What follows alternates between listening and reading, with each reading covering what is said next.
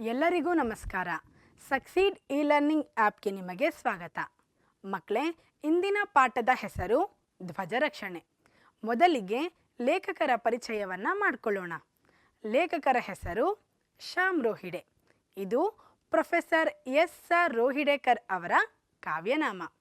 ಇವರು 1915 ಸೆಪ್ಟೆಂಬರ್ 15ರಂದು ವಿಜಯಪುರದಲ್ಲಿ ಜನಿಸಿದರು. ಅಲ್ಲಿಯೇ ಅವರ ಶಾಲಾ ಶಿಕ್ಷಣ ಮುಗಿಸಿ ಕೊಲ್ಲಾಪುರ ಮತ್ತು ಬೆಳಗಾವಿಯ ಕಾಲೇಜುಗಳಲ್ಲಿ ತಮ್ಮ ಕಾಲೇಜಿನ ಶಿಕ್ಷಣವನ್ನು ಪಡೆದರು.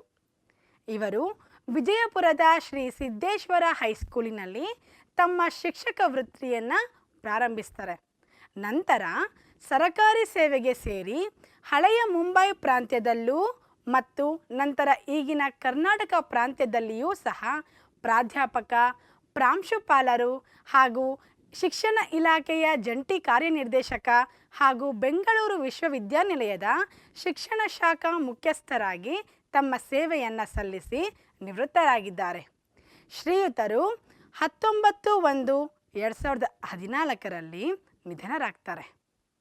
ಮಕ್ಕಳೇ, ಈ ಪ್ರಸ್ತುತ ನಾಟಕ ಕೃತಿಯನ್ನು ಶ್ಯಾಮ್ ರೋಹಿಡೇರವರು ಬರೆದಿರುವಂತಹ 3 ಏಕಾಂಕ ನಾಟಕಗಳ ಕೃತಿಯಲ್ಲಿನ ರಾಮ್ ಸಿಂಗ್ ಚೌಕಾ ಎಂಬ ಏಕಾಂಕ ನಾಟಕದಿಂದ ಈ ಧ್ವಜರಕ್ಷಣೆ ಎಂಬ ಭಾಗವನ್ನು ಆಯ್ದುಕೊಳ್ಳಲಾಗಿದೆ. ಮಕ್ಕಳೇ, 1942ರ ಭಾರತದ ಚಲೇ ಜಾವ್ ಚಳುವಳಿಯು ಪ್ರಪಂಚದ ಸ್ವಾತಂತ್ರ್ಯ ಹೋರಾಟಗಳಲ್ಲೇ ಅತಿ ವಿಶಿಷ್ಟವಾದದ್ದು. ಚಳುವಳಿಯ ನಾಯಕರು ಸೆರೆಮನೆ ಸೇರಿದಾಗ ಜನಸಾಮಾನ್ಯರೇ ಅಂದರೆ ಸಾಮಾನ್ಯ ಜನರೇ ಮುಂದೆ ನಿಂತು ಚಳುವಳಿಯನ್ನು ಮುಂದುವರಿಸ್ತಾರೆ. ಅವರಲ್ಲಿ ಈ ಜಾತಿ ಭೇದ ಇದ್ಯಾವುದು ಕೂಡ ಇರೋದಿಲ್ಲ. ಇದರಿಂದಾಗಿ ಹಳ್ಳಿಗಳಲ್ಲಿ ಚಳುವಳಿಯು ಜೀವಂತವಾಗಿ ಮುಂದುವರಿಯುತ್ತೆ. ಹೀಗೆ ಹೋರಾಡಿದವರಲ್ಲಿ ಒಬ್ಬ ಸಾಮಾನ್ಯ ಬಡ ಹುಡುಗನ ಕೆಚ್ಚು, ತಾಯಿಯ ತ್ಯಾಗ ಇವೆಲ್ಲವೂ ಸಹ ಶ್ಲಾಘನೀಯವಾದುದು.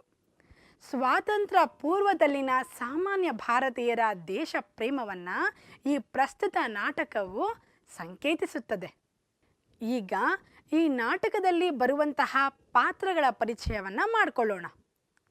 ಪಾತ್ರಗಳು: ರಾಮ್ ಸಿಂಗ್ ತುಳಜಾಬಾಯಿಯ ಮಗ.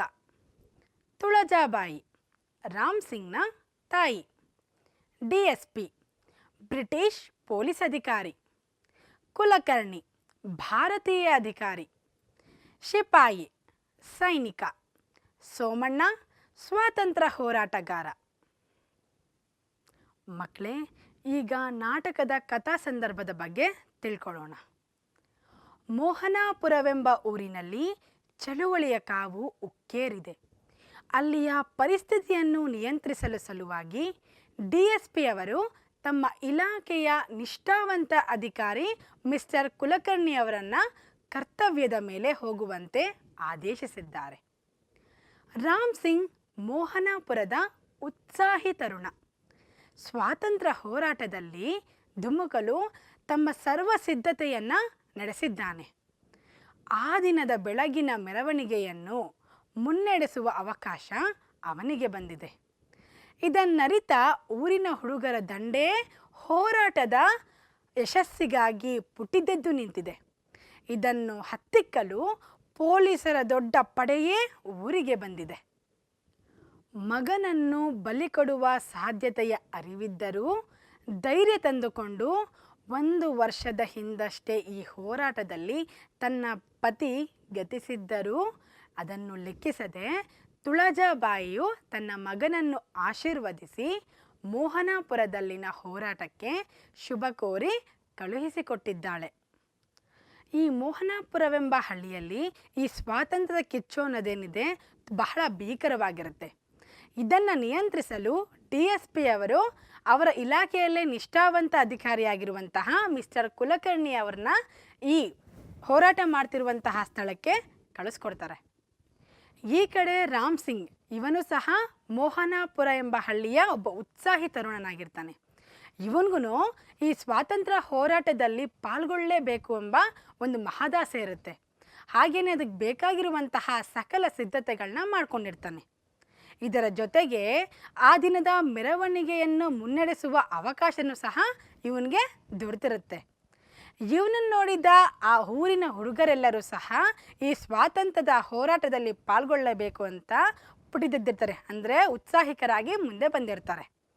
ಇನ್ನೇನು ಸ್ವಾತಂತ್ರ್ಯ ಹೋರಾಟ ಇನ್ನೇನು ಶುರುವಾಗಬೇಕು ಅನ್ನೋ ಸಂದರ್ಭದಲ್ಲಿ ಈ ಕಡೆ ಇಡೀ ಪೊಲೀಸ್ ಪೇದೆಗಳೇ, ಅಂದರೆ ಈ ಪೊಲೀಸ್ ಸಾಹೇಬರುಗಳೆಲ್ಲರೂ ಆ ಗುಂಪೇ ಬಂದು ಆ ಊರಿನಲ್ಲಿ ಸೇರಿರ್ತಾರೆ. ಈ ಕಡೆ ರಾಮ್ ಸಿಂಗ್ನ ತಾಯಿ ತುಳಜಾಬಾಯಿ ಇವರು 1 ವರ್ಷದ ಹಿಂದಷ್ಟೇ ತನ್ನ ಪತಿಯನ್ನು ಕಳ್ಕೊಂಡಿರ್ತಾರೆ. ಯಾಕೆ ಅಂದರೆ ಈ ಸ್ವಾತಂತ್ರ್ಯದ ಹೋರಾಟದ ಸಲುವಾಗಿಯೇ ಅವರ ಪತಿ ಈ ಬಲಿದಾನವನ್ನು ಮಾಡಿರ್ತಾರೆ. ಆದರೂ ಸಹ ತುಳಜಾಬಾಯಿಯವರು ಧೃತಿಗೆಡದೆ ತನ್ನ ಮಗ ರಾಮ್ ಸಿಂಗನನ್ನು ಸಹ ಈ ಸ್ವಾತಂತ್ರ್ಯ ಹೋರಾಟಕ್ಕೆ ಕಳಿಸ್ಕೊಡ್ತಾರೆ. ಆದರೆ ಅವರು ಆ ಬಲಿದಾನದ ಸಾಧ್ಯತೆ ಇದ್ದರೂ ಸಹ, ಆ ಅರಿವಿದ್ದರೂ ಸಹ ಅವರು ತನ್ನ ಮಗನನ್ನು ಈ ಸ್ವಾತಂತ್ರ್ಯ ಹೋರಾಟಕ್ಕೆ ಕಳಿಸ್ಕೊಡ್ತಾರೆ. ಹೇಗೆ ಅವನನ್ನು ಶುಭದಿಂದ ಹಾರೈಸಿ ಅವನಿಗೆ ಆಶೀರ್ವಾದ ಮಾಡಿ ಅವನನ್ನು ಈ ಸ್ವಾತಂತ್ರ್ಯ ಹೋರಾಟಕ್ಕೆ ಕಳಿಸ್ಕೊಡ್ತಾರೆ. ನೋಡೋದಲ್ವ ಮಕ್ಕಳೇ, ಯಾವ ರೀತಿಯಾಗಿ ಆ ತರುಣ ರಾಮ್ ಸಿಂಗ್ ಈ ನಮ್ಮ ದೇಶದ ಧ್ವಜರಕ್ಷಣೆಗಾಗಿ ತನ್ನ ಪ್ರಾಣವನ್ನೇ ಬಲಿ ಕೊಡ್ತಾನೆ ಅಂತ.